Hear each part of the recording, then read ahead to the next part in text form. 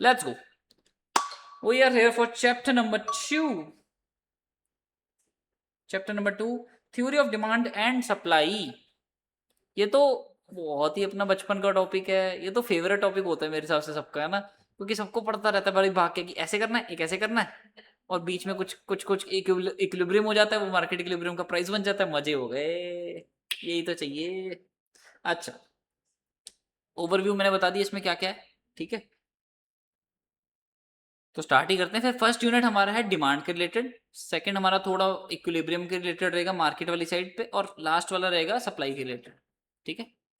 Demand, अच्छा मैं कोई चीज बताओ, पहले मैं ये चीज टेस्ट करना चाहता हूँ कि आप +2 में ये चीज समझ के आए हो क्या, नहीं समझे तो मैं फिर बताऊंगा ना फिर ऑब्वियसली।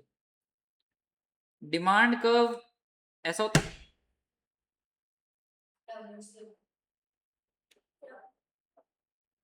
मैं कह रहा हूँ जो डिमांड कर्व होता है ऐसा होता है। ओए मैंने ये अच्छा ये खोल के रखा हुआ है, डिमांड कर्व ऐसा होता है, ओ सॉरी टिकनी, डिमांड कर्व ऐसा होता है, कैसा होता है? अच्छा, ऐसा होता है, ऐसा क्यों होता है? जैसे जैसे डिमांड बढ़ती है। अच्छा, मेरे को बताओ फिर अच्छा चलो ऐसे करके देखते हैं एक बार।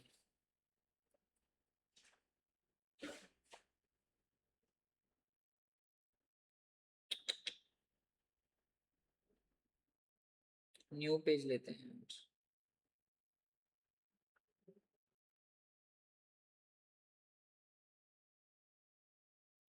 वसी अणका दे पट्टियां रखने थे तो सानू ही दिखा में प्राइस क्वांटिटी, ये होता डिमांड का।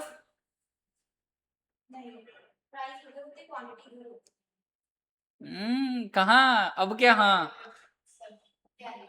देना है तभी तो मैंने लिखा है, ठीक है। अच्छा एक चीज बताओ ऐसा क्यों होता है, वाई कांट इट बी कि प्राइस क्वांटिटी उधर प्राइस नीचे हो,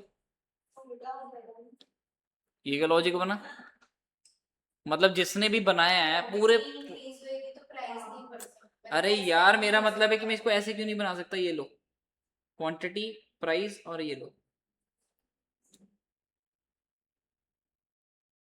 या जैसे अगर ऐसे ही है ना, रुक जाओ इसको, अभी भी तो ये सेम ही रहेगा, ये लो अभी भी लॉजिक सेम ही है। जैसे ये देखो जैसे जैसे प्राइस बढ़ रहा है इधर इधर को जैसे जैसे मारे हैं, प्राइस बढ़ रहा है नीचे से, वैसे वैसे क्वांटिटी नीचे नीचे आई जा रही है, क्वांटिटी कम तो हो रही है। अरे ये देखो ना प्राइस, अरे यार यहाँ पे पहले प्राइस था 4 तो क्वांटिटी थी 10, अब यहाँ पे प्राइस हो गया 10 तो क्वांटिटी होगी 4, हो तो गया, फिर प्राइस बढ़ा तो क्वांटिटी कम हो गई, क्वांटिटी कम नहीं होती, प्राइस बढ़ता तो क्वांटिटी कम ही तो होती है, प्राइस कम होता तो क्वांटिटी बढ़ती है। क्या हो गया, सीरियसली पूछ रहा हूं मैं, प्राइस आपने ये तो सही रटा हुआ है कि प्राइस कम होता है तो क्वांटिटी बढ़ती है, डिमांड बढ़ती है, मैं बोल रहा हूँ प्राइस बढ़ने पे क्वांटिटी डिमांड गिरती भी तो है, इसमें क्या गलत, क्या है इसमें कॉमन, हाँ सही बोल रहा हूँ मैं।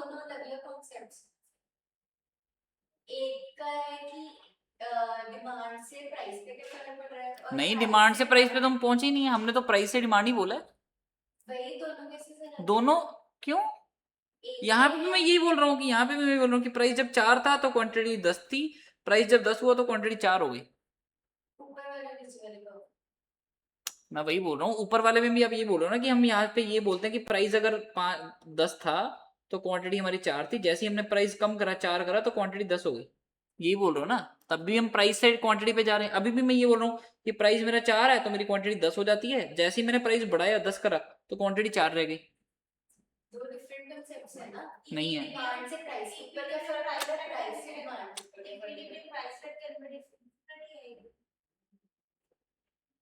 मैं कुछ और पूछ रहा हूँ, आप कहाँ इक्विलिब्रियम में पहुंच गए, मैं सप्लाई पे तो आया भी नहीं, अभी बीच में कुछ डाला भी नहीं मैंने सप्लाई में, बताओ।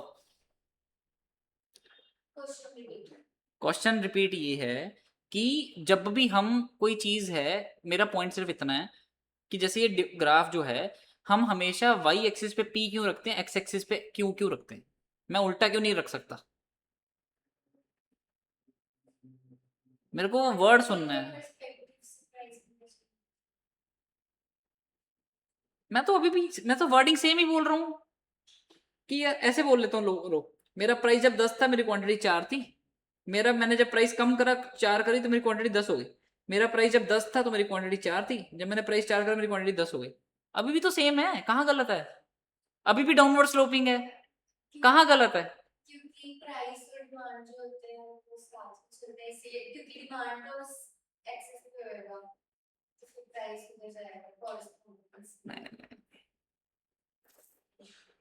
सिर्फ फैंसी वर्ड्स बोलने से नहीं आंसर सही होगा, मेरे को लॉजिक चाहिए अच्छे वाला। कॉरस्पॉन्डिंग एक्सएनएल से ये वो ऐसा कुछ नहीं चलेगा। बीकॉम का +2 नहीं चल रही है, यहाँ पे लॉजिक चाहिए मुझे। लॉजिक ये होता है, कभी भी तुम पूरी लाइफ में अपने कोई भी एक जो ग्राफ देखोगे ना जिसमें एक्स एक्सिस और वाई होती है, एक्स एक्सिस पे हमेशा डिपेंडेंट वेरिएबल होता है। तो वही तुमने भी बोला ना कि डिमांड जो थी प्राइस पे आपका डिपेंड लॉजिक ये नहीं था, आपका वो था कि हम प्राइस से क्वांटिटी पे जा रहे हैं, हम क्वांटिटी पे प्राइस पे जा रहे हैं। मेरे को लास्ट वाला पॉइंट लास्ट वाला क्या बोला आपने? मैंने बोला वो उस एक्सिस पे हम इसलिए रखते हैं क्योंकि वो दोनों एक दूसरे के डिपेंडेंट होते हैं, कहने का एक ये दूसरे है। के डिपेंडेंट नहीं होते ना, लेकिन यही तो मैं समझा रहा हूँ, प्राइस इंडिपेंडेंट है, क्वांटिटी डिपेंडेंट है। ये बना रहा हूं मैं कि हमेशा जब हम ये बोलते हैं ना कि जो डिमांड फंक्शन होता है, जो हम आगे डिमांड फंक्शन भी पढ़ेंगे, ये देखो हम आगे डिमांड का फंक्शन भी पढ़ेंगे ना, जब ये देखो कि जो क्वांटिटी डिमांडेड होती है x, it is a function of price, income and price of related goods. तो जो ये चीज होते हैं ये इंडिपेंडेंट वेरिएबल्स होते हैं,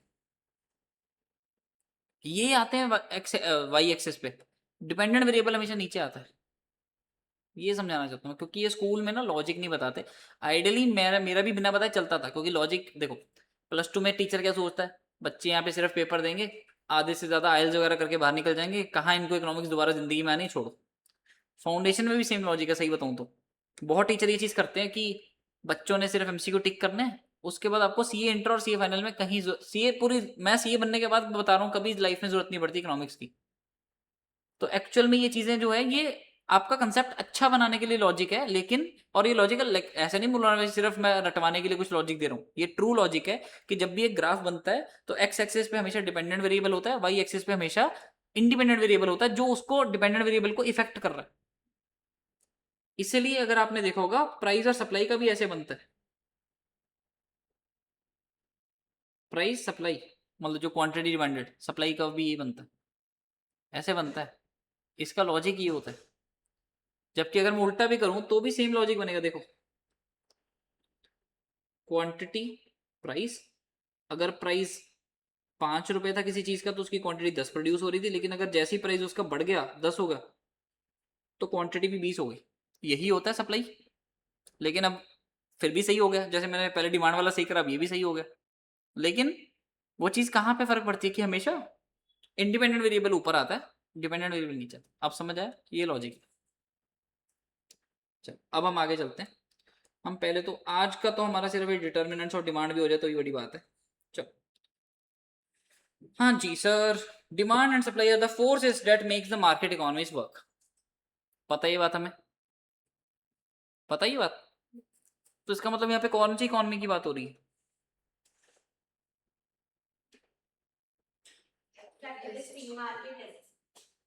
ये मुझे ज्यादा अच्छा लगा, ये हमने कल बात करी थी। वेन एवर आपको कैपिटलिस्ट बोलना है, आपको साथ में ये वर्ड्स बोलने हैं, capitalist free market, socialist command, centrally planned.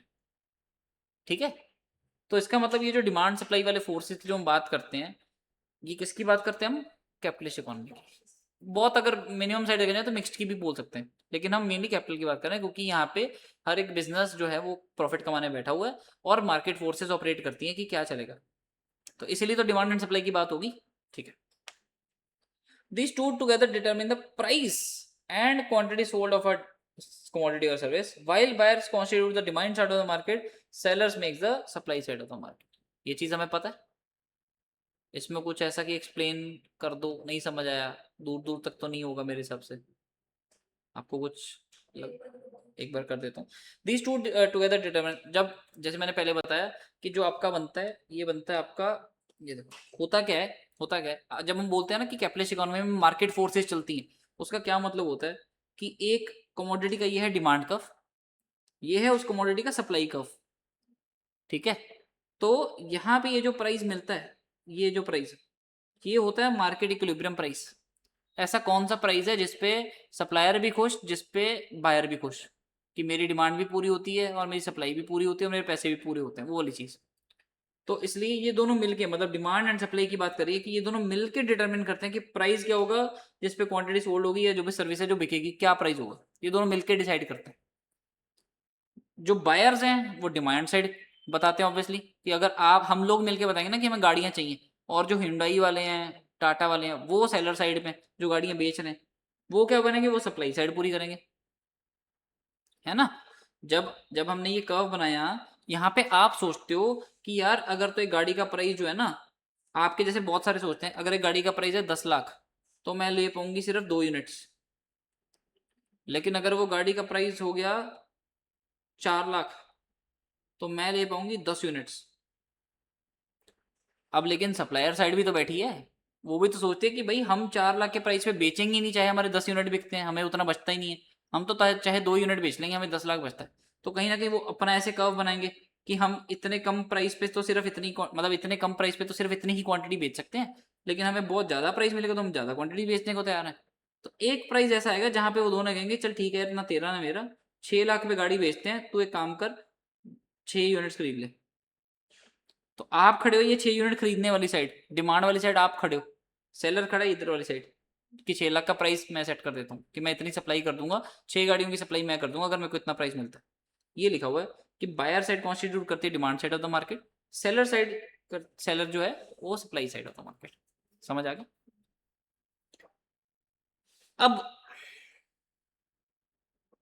आपकी जैसे हमने अभी बात करी, कार लेने की इच्छा है, क्या हम इसको डिमांड मान लें। हमने ये बात करी थी, आई थिंक कल करी थी, परसों करी थी, कल करी थी। बताओ बताओ। मैं चलो वैसे ही बात हूँ आपको, डू यू वांट टू, आपकी इच्छा है क्रूज लेने की। जनरल पूछ रहा हूँ, छोड़ दो इसको, जनरल पूछ रहा हूँ। आपको एरोप्लेन चाहिए, प्राइवेट जेट चाहिए, चाहिए। तो फिर जो प्राइवेट जेट जो बेच रहा है वो आपकी डिमांड गिन ले इस चीज की, कि यार मनमीत की डिमांड है। नहीं, जब तक तुम्हारे पास पैसे ही नहीं होंगे तब तक। अच्छा, सही है। यही बात हुई थी, हमने यही बात करी थी हमने कल, वही चीज लिखी हुई है। देखो, द टर्म जब हम डिमांड बोलते हैं ना, refers to the quantity of good और services that the buyers are willing, मतलब चाहते तो हो, एंड एबल टू परचेज। कि चाहने से क्या होता है, चाहने को तो मेरे को भी Sydney Sweeney, I mean private jet चाहिए, चाहने को तो मेरे को भी प्राइवेट जेट चाहिए, है ना। लेकिन am I able to purchase a private jet? No, not, sadly. ठीक है। हाँ जी, तो इसका मतलब जब हम एक इफेक्टिव डिमांड की बात करते हैं ना, अच्छा, able to purchase at various prices during a given period of time, obviously ठीक है। ये गिवन पीरियड ऑफ टाइम की भी हम बात करेंगे आगे। इसलिए जब हम बोलते हैं ना इफेक्टिव डिमांड, कि जब हम जो इफेक्टिव जो हम डिमांड गिनते हैं इक्विलिब्रियम प्राइस निकालने के लिए, तो हम डिपेंड करता है वो इफेक्टिव डिमांड इन 3 चीजों के ऊपर, कि आपकी इच्छा भी है, and you also have the means to purchase, and you also have the willingness to use those means to for that purchase. Sir इसका मतलब क्या हुआ, मान लो एग्जांपल लेता हूं, आपके पास है 100 रुपए, 100 रुपए हैं, आपको लेनी है 100 रुपए वाली डेयरी मिल्क, ठीक है। अब आपकी चॉकलेट खाने की इच्छा भी है, आपके पास 100 रुपए भी हैं, लेकिन आपको मन में आता कि यार मैं उस 100 रुपए में से ना 20 रुपए की चॉकलेट खाती हूँ, आगे रख लेती हूँ। तो क्या वो डेयरी मिल्क सिल्क की डिमांड होगी सिर्फ इस चीज के ऊपर कि आपके पास पैसे भी थे और आपकी इच्छा भी थी चॉकलेट खाने की? इफेक्टिव डिमांड के लिए क्या चाहिए, कि मैं वो 100 रुपए लगाने को भी तैयार हूँ सिल्क पे, मुझे लेना है, मतलब मैं मेरे पास 100 रुपए भी है, और मेरे पास मतलब विलिंग मीन्स टू परचेज भी है, 100 रुपए भी है, मेरी इच्छा भी है चॉकलेट खाने की, लेकिन साथ में मेरे पास वो भी है, वो विलिंगनेस भी है कि हाँ मैं 100 रुपए लगा दूंगी भाई चॉकलेट पे, मेरे को कोई टेंशन नहीं है। लेकिन अगर आपके पास 500 रुपए होते, 1000 रुपए होते, फिर आप चाहे बोलते कि सर चॉकलेट दिलवा दो एक, है ना। ठीक। हाँ, तो इसका मतलब पॉइंट क्या हो गया, अनलेस जो आपकी डिजायर है, unless it is backed by a purchasing power. Purchasing power समझते हो? बताओ बताओ, परचेजिंग पावर क्या होता है? क्षमता, थोड़ा बेटर वर्ड बताओ। क्षमता इज लाइक, जैसे अगर आपके पास 100 रुपए थे तो आप 100 रुपए की सिल्क खरीदते थे, is it your purchasing power? नहीं। वो कुछ ऐसे का आपके पास इतने पैसे हैं उसमें से आपको इतने कुछ नहीं बनाना है, बाकी जो बचा दैट इज योर परचेसिंग। हाँ मतलब जो काइंड ऑफ आपकी, जो जिसको बोलते हैं इकोनॉमिक्स की लैंग्वेज में काइंड ऑफ डिस्पोजेबल इनकम जो होती है ना आपकी, कि आपकी ये इनकम टोटल है, आपके पास टोटल ही 100 रुपए है, लेकिन आपको उसमें से लगाने तो सिर्फ वो 20 रुपए हैं, तो आप 20 रुपए की परचेजिंग पावर है आपकी चॉकलेट की। आपने जब सोचा ही मैंने मुझे 20 रुपए से लगाने हैं, तो आप सिर्फ खरीदने की क्षमता तो मेरी 100 रुपए की भी है फिर, ऐसा। और एबिलिटी टू पे एंड विलिंगनेस टू पे, it does not constitute demand, जो अनलेस जब तक वो डिजायर नहीं है, डिजायर मतलब जो सिर्फ इच्छा है, वो आपके बैक्ड बाय परचेजिंग पावर नहीं है, it does not constitute demand. तो इसका मतलब हम पूरे चैप्टर, ये हम काइंड ऑफ थोड़ी इंट्रो समझ रहे हैं, कि हम आगे जब जाके क्वांटिटी डिमांड के वो बड़े बड़े वो बनाएंगे ऐसे ऐसे, तो आपको वो चीज़ पता रहे कि जो क्वांटिटी डिमांडेड है वो क्या होती है। वो सिर्फ इच्छा नहीं होती है, वो साथ में विलिंगनेस टू पे एंड एबिलिटी टू पे बेसिकली। समझ आ गई बात? आगे चलें, चलो। अब क्वांटिटी डिमांडेड के बारे में दो चीजें याद रखना, मैं दिल में आता हूँ समझ में नहीं। ऐसा क्वांटिटी डिमांडेड नहीं बोलती है, ऐसा सलमान खान बोलता है दिमाग दाऊं मूवी में। क्वांटिटी डिमांडेड क्या बोलता है कि वो एक दाम है साहब मेरा, शू तरीदा, ड्रेस तरीदा, कड़ी चुपाई गैस तरीदा, का तो इन्नी डेस्परेट, सानू दस दे की है रेट। तो इसलिए जब हम एक क्वांटिटी डिमांडेड की बात करते हैं, हमेशा एक प्राइस के द्वारा इफेक्ट होते हैं। कि अगर मैं बोलूँ ना कि मेरा, कि एक वो बोलता है, एक फ्रूट उसके फ्रूट्स वाले के पास गया मैं, उसके रेडी पे खड़ा होकर, मैं क्या दिन के कितने बेच लेते हो? कहता सर 8 किलो बिक जाते हैं अगर मैं 80 रुपए का दाम बताता हूँ, लेकिन अगर मैं 100 रुपए कर दूँ ना सिर्फ 6 किलो बिकते हैं। तो जो क्वांटिटी डिमांडेड है, it is always expressed at a, इसको लिटरल मत लेना कि यार सब्जी वाला थोड़ी ऐसे बोलता है या रेडी वाला थोड़ी ऐसे बोलता है, ये तो मैं वैसे एग्जांपल देने के लिए बता रहा हूँ कि जब भी हम इकोनॉमिक्स में पढ़ते हैं डिमांड, तो हम एक हमेशा एक प्राइस पे पढ़ते हैं, कितनी प्राइस पे इतनी डिमांड होती है। ओके, फिर quantity demanded is a flow, मतलब ये कि हम जो डिमांड एक्सप्रेस करते हैं as so much period of time, जो जैसे मैंने अभी बोला था ना यहाँ पे, ये ऊपर वाला, at a given period of time, कि जो जो मैंने उससे पूछा कि दिन में कितने बेच लेते हो, एक हफ्ते में कितने बेच लेते हो, चेंज हो जाएगा। अच्छा चलो मैं उल्ट एक एग्जांपल देता हूँ। ये कौन है? ये ये कौन है?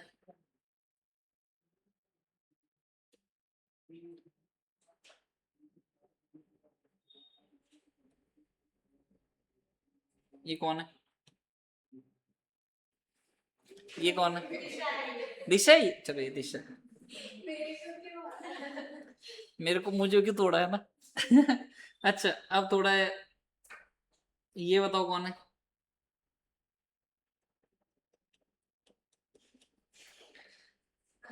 ये मानवी है, चलो ये हो गया मानवी।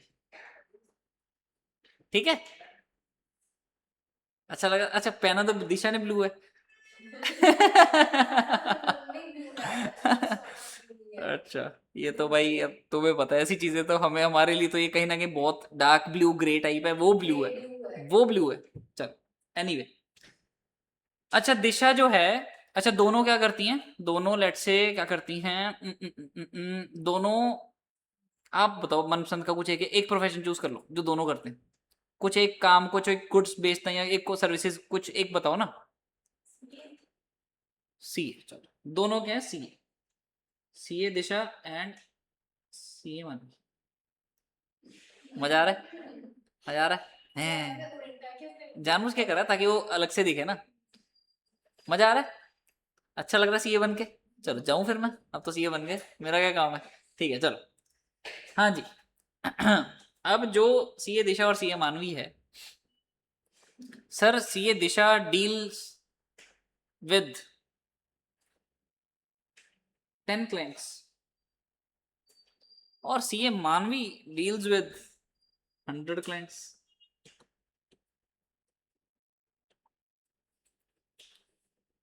अब आप बताओगे मुझे कौन महान सी है, मतलब एज इन कौन ज्यादा क्लाइंट्स डील करती है।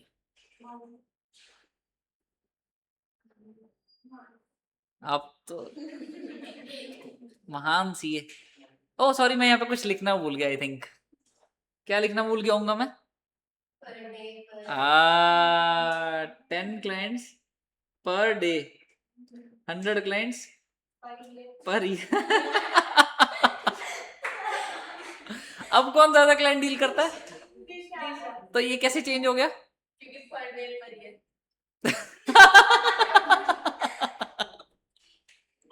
क्योंकि आप साथ में ऐसे बोल रहे हो ना, क्योंकि अब आपने कॉन्टेक्स्ट ऐड कर रहा है, ये तो मुझे भी पता है, मैंने पर डे पर ये लिख दिया। कि ऐसे बोलो कि सर अब कॉन्टेक्स्ट मिला है कि जो 10 है वो 10 क्लाइंट्स पर डे है, और जो 100 क्लाइंट्स है वो पर ईयर है। अब हमें लग रहा है कि नहीं, दिशा ज्यादा वो है, ज्यादा क्लाइंट्स डील करती, ज्यादा महान सी है भाई। आपको बुरा तो नहीं लग रहा? मैं इसको इसको अगर आप बोलो तो आप पर मंथ कर दूंगा यहाँ पे। कहीं कहीं घर जाके बोलो पापा मुझे नहीं पता। मुझे कोचिंग चेंज करनी है, वहां पे तो मेरे को सी नहीं बनाया इन्होंने। ठीक है, पर मंथ हो गया ये। ठीक है, पर वीक तो फिर आप हार जाओगे।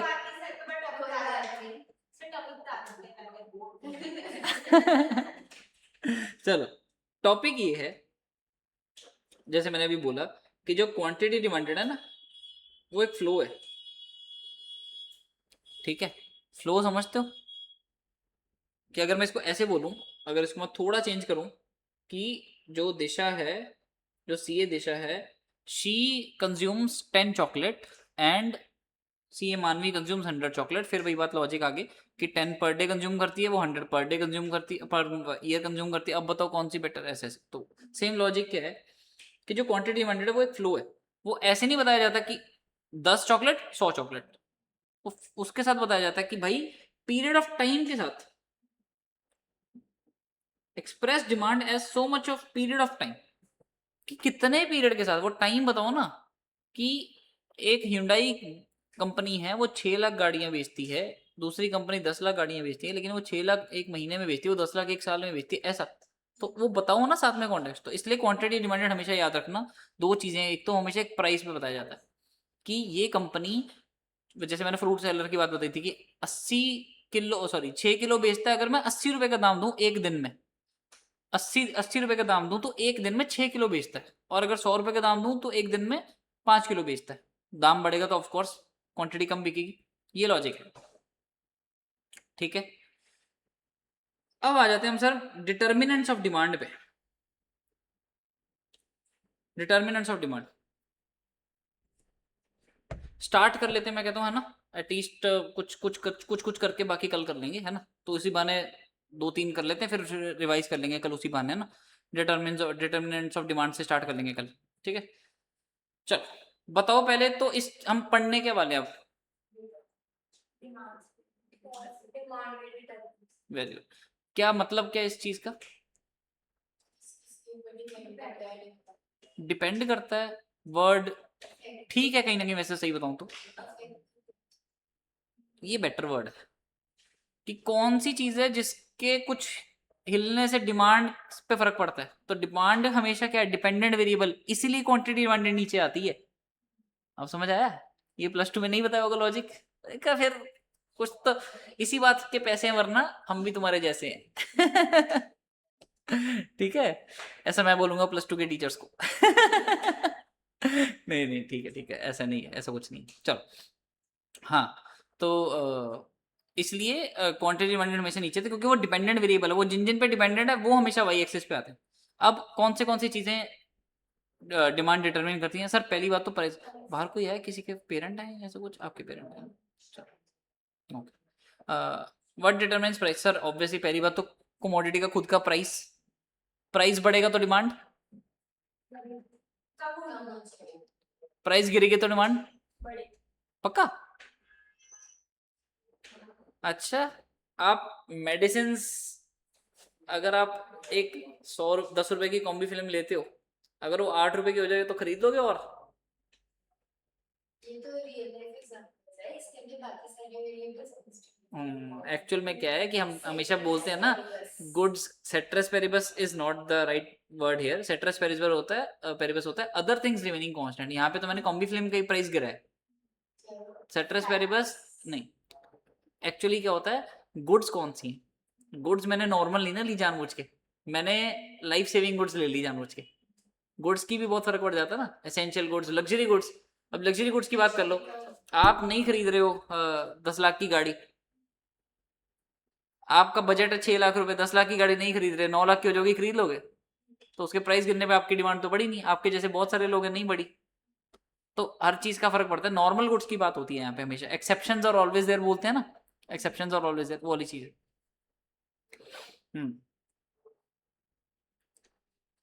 तो ऑब्वियसली मैंने स्टार्ट ही ऑब्वियसली से करा यहाँ पे, तभी obviously the goods own price is a की determinant of demand. Ceteris paribus, that is, other things being equally, other things remaining constant, the demand for a commodity is inversely related to its price. Price बढ़ेगा तो demand गिरेगी। This happens because of income and substitution effects. मतलब क्या होता है इसका?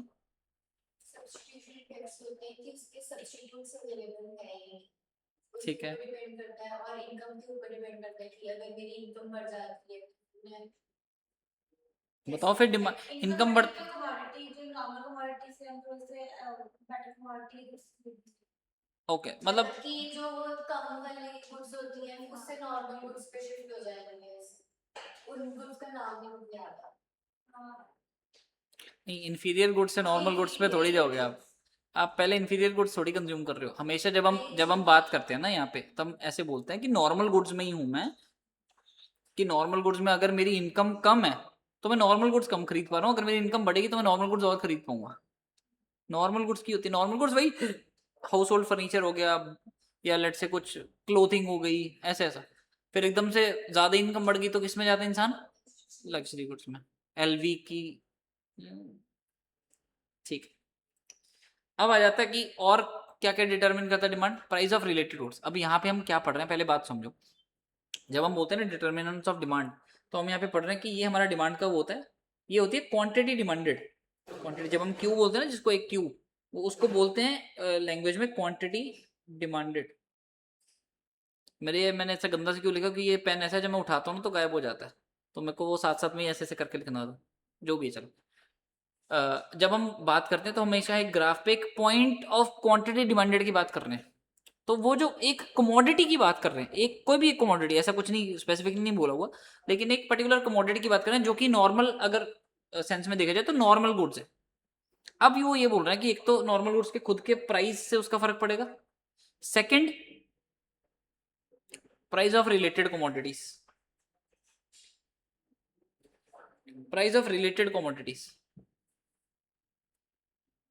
बताओ, related commodities होती हैं दो तरह की, कॉम्प्लीमेंट्री गुड्स, कंपीटिंग गुड्स, या जिसको बोलते हैं सब्स्टिट्यूट्स। सर कॉम्प्लीमेंट्री गुड्स, जो एक दूसरे के साथ चलती है। एग्जांपल बताओ आप, उधर देख के नहीं, इधर देख के, यहाँ देख के बताओ बताओ जल्दी। पेट्रोल, हैं? कार में पेट्रोल। अच्छा आप बताओ, कोई भी दो चीजें जो आप साथ में कंज्यूम करते हो। कंज्यूम जरूरी नहीं है लाइक, कंज्यूम मतलब ऐसे जैसे car and petrol, car and petrol भी कंजम्पशन होती है, इसको भी कंज्यूम ही बोलते हैं। बताओ बताओ, ये वैसे पता थी ना बात, ये तो बड़ी नॉर्मल सी बात है ना, ये तो बहुत बोले वैसे। हाँ, कंज्यूमर गुड्स ही होती है ये सारी। कंज्यूमर गुड्स सिर्फ वो नहीं होती जो कंज्यूम करनी होती है, कंज्यूमर गुड्स मतलब जो कंजम्पशन में यूज होती है, जो खपत खाती है बेसिकली, जो चल जाती है, जो चीज खत्म हो जाती है वैसा। हाँ तो आप बताओ एग्जाम्पल।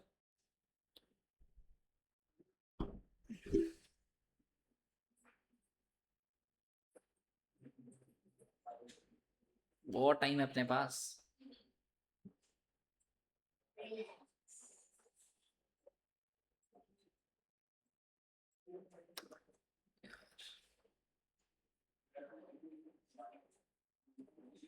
हेलो, हाँ जी।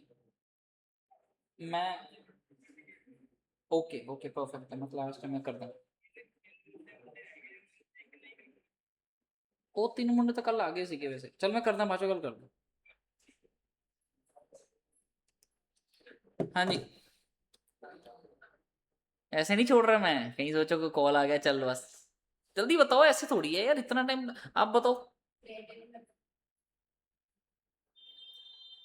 आपको क्या नहीं समझ आया इसमें? Natural dresser. कह सकते हैं फिर ऐसे, तो फिर मतलब वही बता रहा, लैपटॉप और माइक भी हो गया। कॉम्प्लीमेंट्री में एग्जैक्टली ऐसे नहीं होता है, कॉम्प्लीमेंट्री में तो वो चीज़ उसके साथ ही चलती है। ठीक है, जैसे चाय। प्रिंटर एंड इंक, चाय और चाय पत्ती। चाय और चाय पत्ती। वैसे तो टी कॉफी। अलग से कौन सा प्रोडक्ट होता है?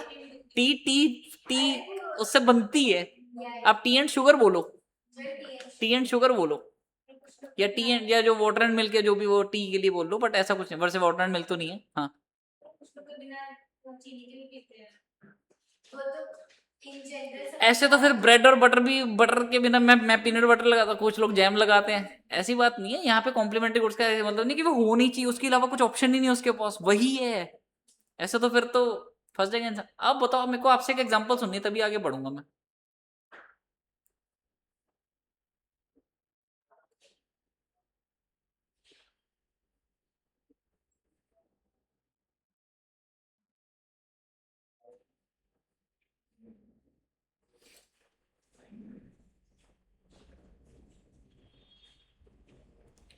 ਉਹ ਅਸੀਂ ਅਣਖਾਂ ਦੇ ਪੱਟੀਆਂ ਰਟਨ ਟਿਕਾਣੇ ਤੇ ਤੂੰ ਸਾਨੂੰ ਹੀ ਸਿਖਾਵੇਂ ਅੜੀਆਂ ਅੜੀਆਂ। पहले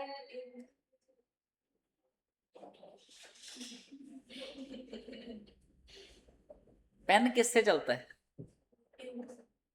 तो पेन एंड इंक कॉम्प्लीमेंट्री नहीं ना हुई, वो तो वो वाली बात हो गई। अभी कौन सी वाली बात हुई थी, ये वाली टी और चाय पत्ती की, वो तो उसी से तो बनता है, उसी से तो चलता है। जैसे मैंने प्रिंटर और इंक बोला, अब ऐसे थोड़ी बोलोगा कि भाई प्रिंटर इंक से ही चलता है। कैसे समझाऊं मैं कि वो चीज बनी ही उससे, प्रिंटर इंक से नहीं ना बना। आपका पेन तो फिर ठीक है, चलो पेन एंड इंक भी ठीक है, बोल लो कि पेन प्लास्टिक से बना है, जो भी है ठीक है, खुश। नहीं ठीक है, चलो ऐसी बात नहीं मैं बोलूंगा, ठीक है, कहीं ना कहीं हर हर एक चीज का कोई हार्ड एंड फास्ट रूल नहीं होता। ठीक है, कहीं ना कहीं पेन एंड इंक भी बोल सकते हैं। पेन एंड राइफल अगर आप बोलते ज्यादा बेटर था, कि पेन चलता है लेकिन साथ में उसके राइफल चलता है, ऐसा। राइफल होता है, रिफल होता है? मैं तो बहुत यूज, बहुत टाइम हो गया भाई। रिफिल होता है ना, सच। को तो बहुत टाइम हो गया यार पेन यूज करे हुए, मतलब ऐसे रिफिल को भाई, याद ही आ गई, पुरानी याद है। चलो, और कंपीटिंग गुड्स क्या होता है? T and coffee, Coca Cola and Sprite से लो, कोका कोला पेप्सी, सेम हो गया। नहीं नहीं, कंपनी बहुत अलग है। आपको पता है ये मार्केट में वैसे दो ही कंपनीज हैं, कोका कोला एंड पेप्सी। ये जितना भी स्प्राइट, स्प्रूइट, किनले का वाटर, बिस्लरी का वाटर, ये सब इन्हीं का है, सारा कुछ। हाँ, सारी बाहर ही हैं दोनों। पता था आपको ये? कोई बात नहीं, ऐसे ही पता चलता है तो क्या होगा, there is nothing to be ashamed of. ये चीजें कुछ ऐसा नहीं है कि कोई, है ना, पता होनी चाहिए, नहीं ऐसा कुछ नहीं है। मेरे को तो आई गेस इंटर में पता चली होगी, इतना कोई बड़ी बात नहीं। हाँ, तो complementary goods are and on services are those that are bought और कंज्यूम टुगेदर और साइमल्टेनियसली। या तो वो इकट्ठे यूज होती हैं, या वो इकट्ठे मतलब कंज्यूम की जाती हैं, या बेसिकली साथ में खरीदी जाती हैं, ऐसा कुछ। ठीक है, अब पेन एंड इंक आप साथ में नहीं खरीदते, आप पेन खरीदते हो। पेन एंड रिफिल आप साथ में खरीद लेते हो। ठीक है, ऐसा। Examples R T and sugar, automobile and petrol, मतलब गाड़ी के साथ पेट्रोल, पेन एंड इंक। आपने यहीं से पढ़ के बोला था, पकड़े गए। ओके, आप इमोशनल क्यों हो गए? ऐसा कुछ मैंने नहीं बोला, मैंने बोला क्या कुछ? सॉरी यार अगर ऐसा कुछ है तो। ठीक है, मतलब आई आई थिंक मैंने नहीं बोला। चलो, the increase in demand for one causes an increase in demand for the other। अगर, चलो मैं ऐसे पूछता हूँ, जल्दी से बताना। अगर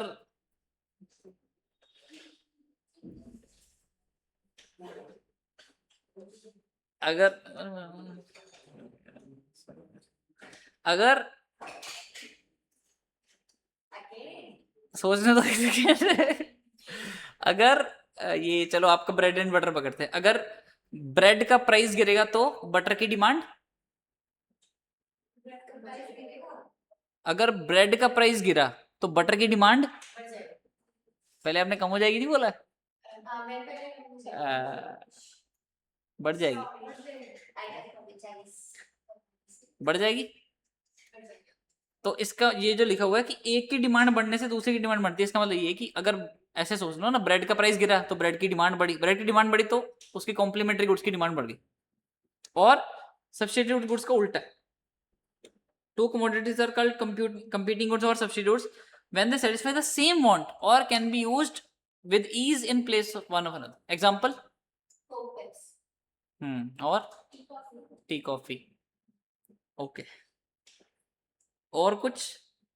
यहाँ पे तो मैंने एग्जाम्पल ही नहीं और लिखी यार, मेरे को कोई और एग्जाम्पल बता सकता है कोई?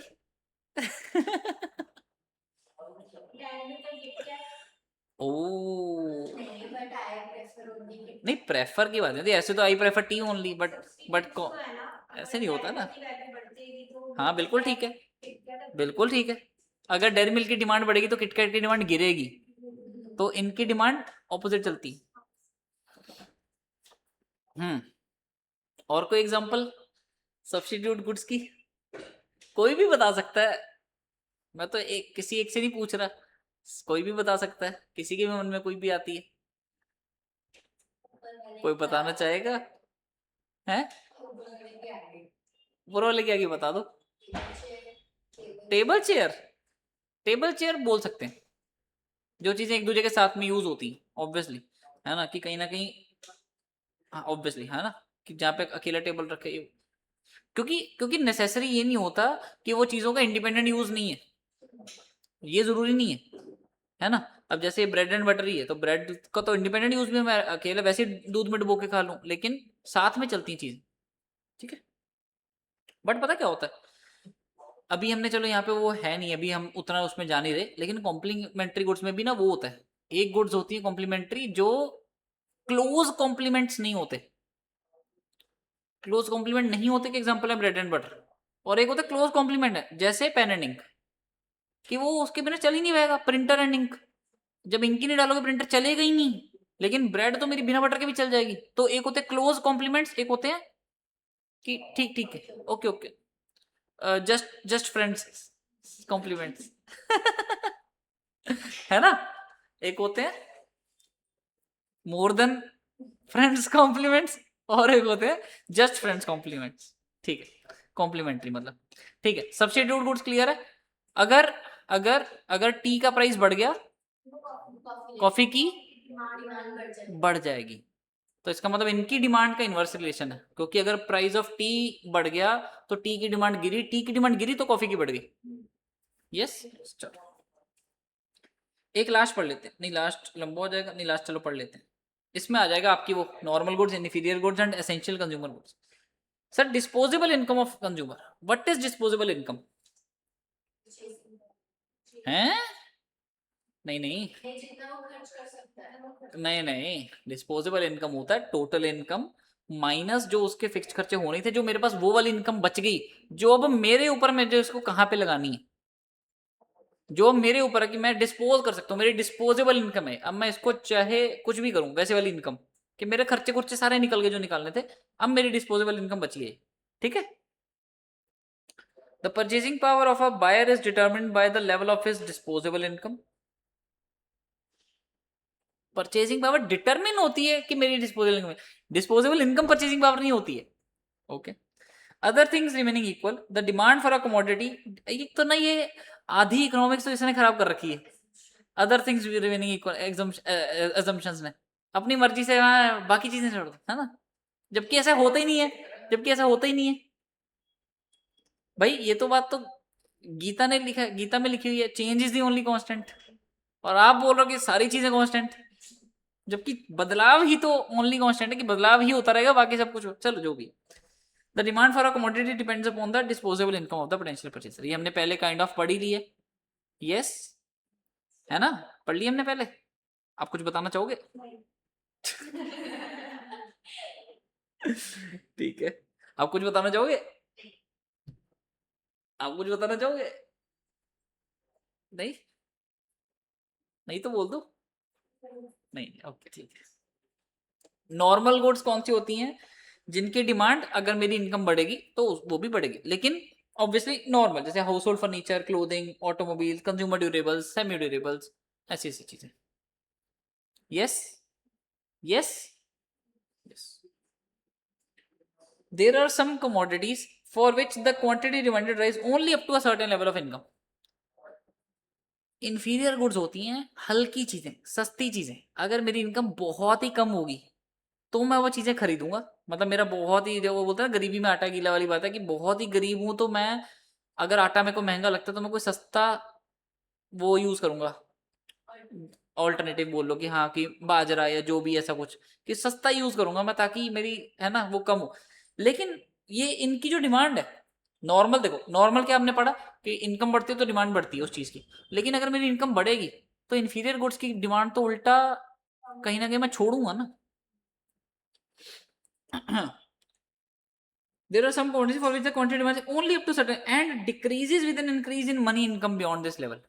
कि देखो एग्जांपल लो कि मेरी इनकम है 100 रुपए, और अगर मेरी इनकम 200 भी होगी तो भी मैं अभी भी बाजरा ही ले रहा हूं, तो मेरी इनकम बढ़ने से बाजरा की डिमांड बढ़ी है, लेकिन एक सर्टेन लेवल ऑफ इनकम तक, up to a certain level of income.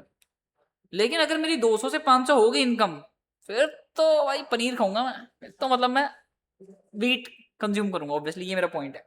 Yes. और इन गुड्स को क्या बोलते हैं? Inferior goods. ये किसकी बात करी हमने? बाजरे की। कि अगर और इंफीरियर गुड्स कुछ भी ले सकते हो, कि जैसे सस्ती क्वालिटी के शूज, अगर हर कोई, अगर देखो, एक हो गया प्यूमा के शूज, एडिडास के शूज, लग्जरी आइटम्स। एक हो गया कि चलो ठीक है रेड टेप के शूज, और एक हो गया कि सरोजनी या नगर, वो जो क्या है, नगर पालिका नहीं, क्या है वो, दिल्ली में एक पूरी वो नीचे वो है, नहीं नहीं, वो पालिका कुछ, मैं भूल गया, उसके एंड में पालिका पड़ता है, ऐसा कुछ है, उसमें वो पूरी वो है मार्केट बनी हुई है ऐसे।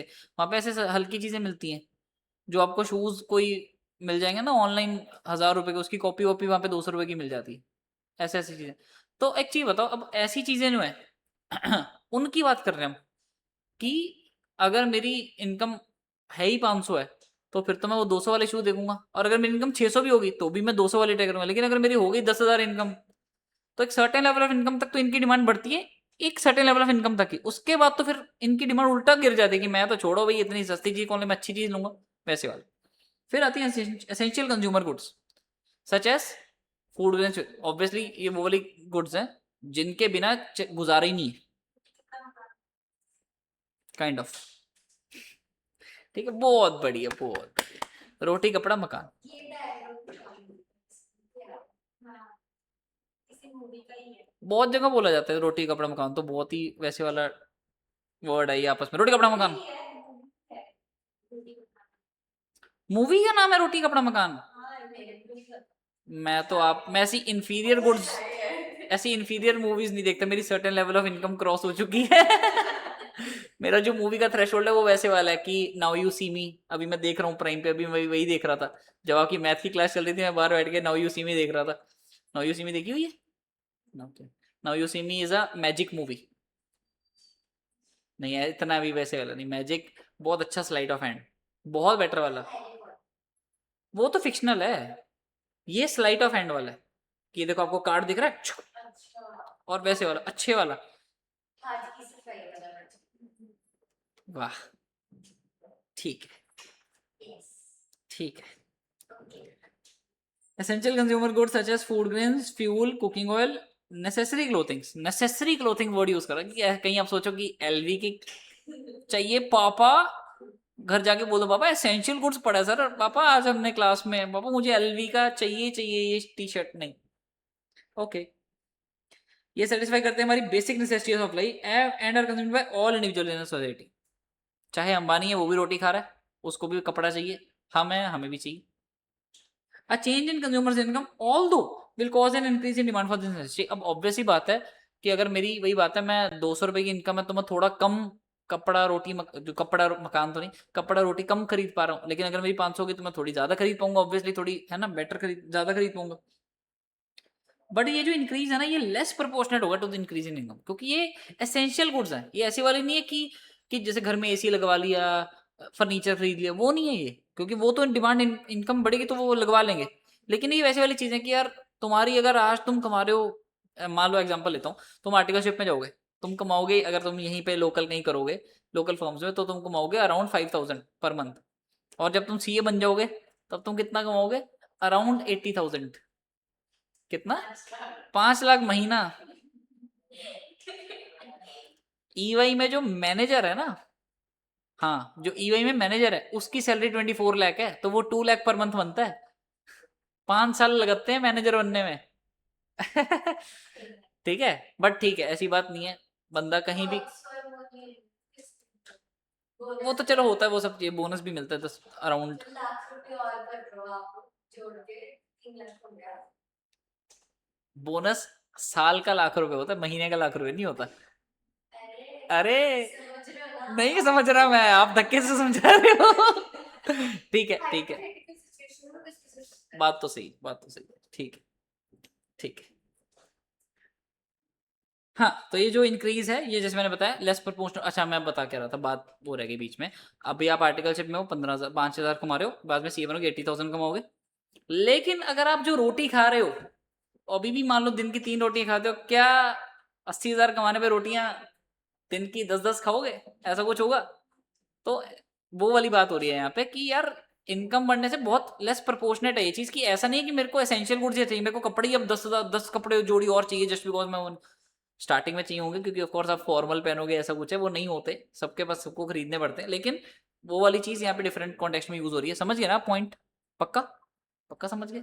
पक्का समझ गए? से चीज, से चीज, पनीर पनीर, पनीर बहुत कुछ आता है, ग्रीन चीज, पनीर, जिसमें भी डबल ई आता है।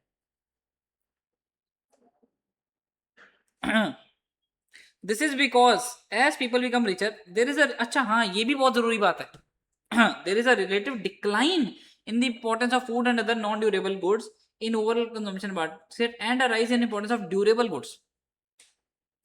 जब आपकी इनकम बढ़ती है, जब आपकी इनकम बहुत कम होती है ना, जैसे गरीब बंदा, एक दिहाड़ी वाला बंदा क्या सोचता है? रोटी का जुगाड़ हो जाए बस, आज की रोटी निकल जाए कहीं से।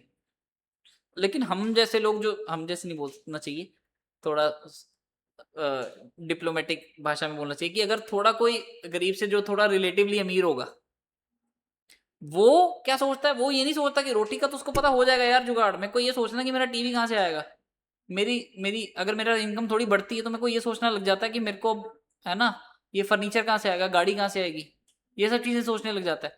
तो इसलिए लिखा हुआ है कि जो एसेंशियल गुड्स है ना, एक तो उसकी डिमांड होगी कि चल ठीक है थोड़ी इनकम बढ़ गई तो लेस प्रोपोर्शनली बढ़ती, लेकिन अगर एक सर्टेन लेवल ऑफ इनकम भी क्रॉस हो गई तो उसके बाद तो इंसान इसके बारे में सोचना ही कम कर देता, क्योंकि ये तो ऐसे गिनता कि यार ये तो ठीक है ना, ये तो रोटी कपड़ा मकान मिल ही जाता है, मेरे को ये सोचना है कि टीवी कैसे लगेगा मेरा बड़ा 42 इंच वाला, मेरी गाड़ी कैसे आएगी घर के बाहर बड़ी सी। फेवरेट कार कौन सी है आपकी? Dream car?